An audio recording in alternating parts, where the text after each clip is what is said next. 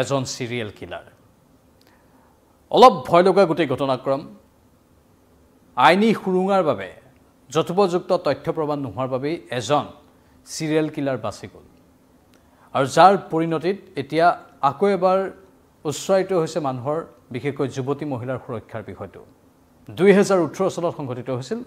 ঘটনা দুটা প্ৰথমে আপোনালোকক মনত পেলাই দিওঁ যিসকলে সেই ঘটনা দুটা সেই সময়ত গম পাইছিল তেওঁলোকৰ হয়তো কিবা কাৰণত যদি পাহৰণিৰ গৰ্ভত গৈছে কথাখিনি আকৌ মনত পৰি যাব 2018 চনৰ সময় উজনি অসমৰ এটা প্ৰান্ত 10 জুলাই আৰু 10 জুলাইত শিৱসাগৰৰ পৰা শিমলুগুৰি ষ্টেচনৰ মাজত ৰেলৰ টয়লেটত নৃশংসভাৱে প্ৰাণ লোৱা হৈছিল অসম কৃষি বিশ্ববিদ্যালয়ৰ ছাত্ৰী ৰাধা কুমাৰী মৃতদেহ উদ্ধাৰ হৈছিল শিমলুগুৰি ৰেল ষ্টেচনত ৰেলখনৰ ভিতৰতে এই ঘটনাৰ 24 ঘণ্টা নহওঁতে দ্বিতীয়টো প্ৰাণ লোৱাৰ ঘটনা সংঘটিত হৈছিল অৱধ আছাম এক্সপ্ৰেছৰ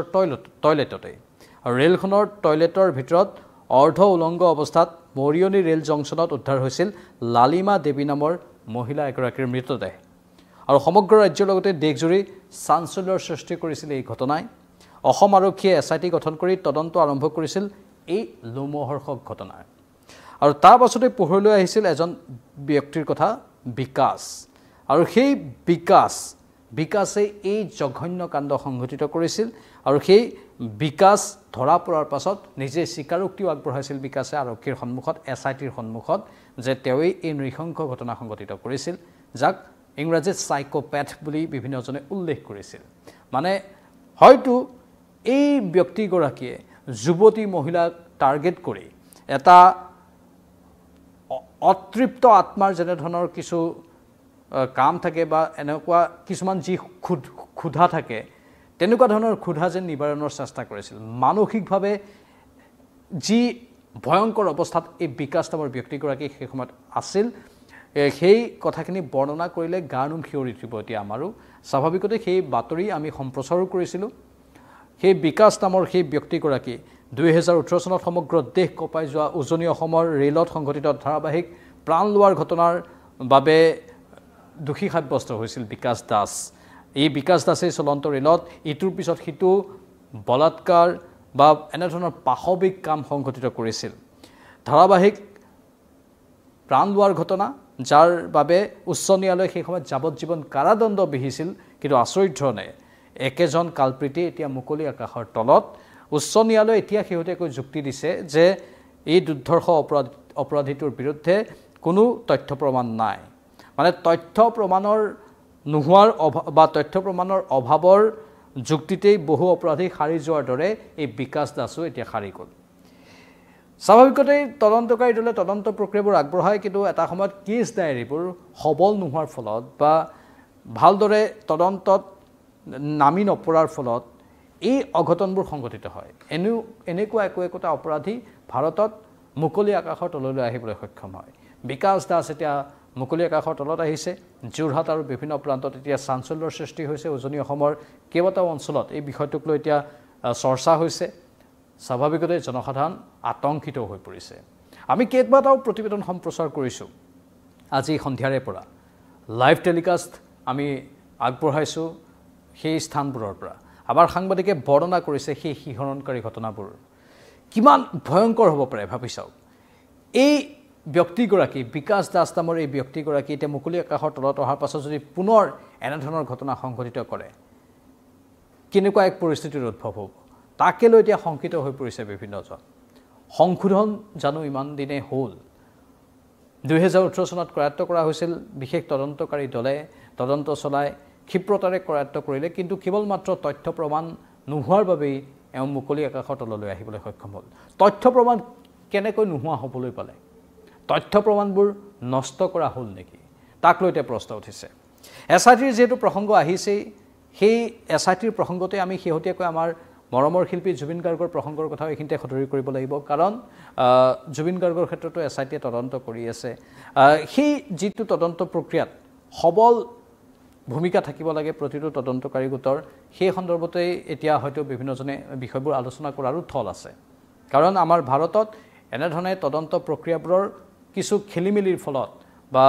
কিছুমান খুঁটি নাতিৰ ফলত অপৰাধীবোৰ সাৰি যাবলৈ সক্ষম হয় এই বিকাশ দাস নামৰ এই ব্যক্তিগৰাকী যিগৰাকীয়ে সেই সময়ত নিজেই স্বীকাৰোক্তিও আগবঢ়াইছিল সেই ঘটনাৰ বিষয়ে সদৰি কৰিছিল পৰৱৰ্তী সময়ত আদালতত গৈ সেই স্বীকাৰোক্তিবোৰ সলাই পেলাইছিল মানে কথা সলাইছিল বিকাশে আৰক্ষীৰ আগত যিটো ভাষ্য দিছিল সেই ভাষ্য আৰু আদালতত দিয়া ভাষ্যৰ মাজত পাৰ্থক্য আছিল মুঠতে তেওঁ এই আইনী সুৰুঙাটোৰ হয়তো সুযোগ লৈছিল তেওঁ হয়তো তেওঁক কোনোবাই বুদ্ধি দিছিল তেওঁৰ হয়তো অধিবক্তা হ'ব পাৰে বা আন কেতবোৰ বিশেষ মানুহ ইয়াৰ আঁৰত হয়তো জড়িত হৈ থাকিব পাৰে বা তেওঁৰ পৰিয়ালৰ একাংশ লোকো হ'ব পাৰে তেওঁক হয়তো আইনী সুৰুঙাৰ কেনেধৰণে প্ৰয়োগ কৰিব লাগে সেই সন্দৰ্ভতে কুট বুদ্ধি দিছিল হয়তো হ'ব পাৰে যাৰ ফলতে বিকাশ দাস আজি মুকলি আকাশৰ তলত পুনৰ কৈছোঁ দুটাকৈ ঘটনা এগৰাকী ছাত্ৰী আৰু আন এগৰাকী মহিলাৰ ক্ষেত্ৰত সংঘটিত হৈছিল প্ৰথমটো ঘটনা আপোনালোকক কৈছোঁৱেই 10 জুলাইত সংঘটিত হৈছিল আৰু 10 জুলাইৰ সেই ঘটনাটোৰ বিৱৰণী শুনিলে গাৰ্নুম শিয়ৰি উঠে শিৱসাগৰৰ পৰা শিমলুগুৰি ষ্টেচনৰ মাজত ৰেলৰ টয়লেটত নৃশংসভাৱে প্ৰাণ লোৱা হৈছিল অসম কৃষি বিশ্ববিদ্যালয়ৰ ছাত্ৰী ৰাধা কুমাৰীক মৃতদেহ উদ্ধাৰ হৈছিল শিমলুগুৰি ৰেল ষ্টেচনত ৰেলখনৰ ভিতৰতেই আৰু এই ঘটনাৰ 24 ঘণ্টা নহওঁতেই দ্বিতীয়টো হত্যাকাণ্ড বা প্ৰাণ লোৱাৰ ঘটনা সংঘটিত হৈছিল অৱধ আছাম এক্সপ্ৰেছৰ টয়লেটত ৰেলখনৰ টয়লেটৰ ভিতৰত মৰিয়নি ৰেল জংচনত উদ্ধাৰ হৈছিল লালিমা দেৱী নামৰ মহিলা এগৰাকীৰ মৃতদেহ আৰু ধৰ্ষণ কৰা হৈছিল তেওঁলোকক সেই সমগ্ৰ ঘটনা সন্দৰ্ভতে অসম আৰক্ষীয়ে SIT গঠন কৰি তদন্ত প্ৰক্ৰিয়া আগবঢ়ালে আৰু বিকাশ দাসক কৰায়ত্ব কৰিলে কিন্তু দুৰ্ভাগ্যজনকভাৱে এইগৰাকী বিকাশ দাস এতিয়া আইনী সুৰুঙাৰে মুকলি আকাশৰ তলত আহিবলৈ সক্ষম হৈছে কাৰণ যথোপযুক্ত তথ্য প্ৰমাণ হেনো মজুত নাই আৰু যথোপযুক্ত তথ্য প্ৰমাণ নোহোৱাকৈ আইনে কোনো ব্যক্তিক দোষী সাব্যস্ত কৰিব নোৱাৰে